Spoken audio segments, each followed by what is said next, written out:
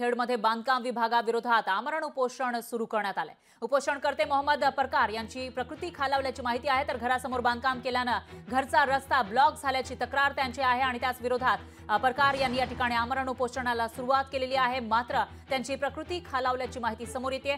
खेडमध्ये त्यांचं घर आहे, मात्र त्या ठिकाणी त्यांच्या घरासमोर बांधकाम केलं जात आहे आणि त्यामुळे त्यांचा घरचा रस्ता ब्लॉक झाल्याचं कळत आहे। त्याच विरोधात इथं आमरण उपोषणाला उपोषणकर्ते मोहम्मद परकार बसलेत, पण त्यांची प्रकृती खालावल्याचं कळत आहे। त्यांचं मूळ उपोषण आता झाले ते पीडब्ल्यूडीच्या विरोधात। पीडब्ल्यूडीच्या विरोधातलं जे उपोषण आहे ती जागा ते पीडब्ल्यूडीची आहे। आता ज्या रोडच्या रोड वाइंडिंगमध्ये ज्या जागा आहेत त्यांना पूर्वी भूसंपादनाची नोटीस टाकण्यात आली आहे। मला सुद्धा त्या नोटीस आले। माझं संपूर्ण चिंचगडपासून जवळजवळ 1-2-3 किलोमीटरमध्ये सगळ्याच लोकांना त्याचे पैसे मिळाले।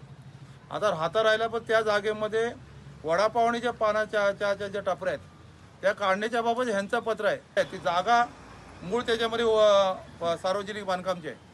जागेसंबंधी काय जे असेल तर त्यांना त्याची जागा मोकळी करून द्यायची, विषय मिटून जाईल। लोकशाही मराठी ऐका, पहा, जागरूक रहा।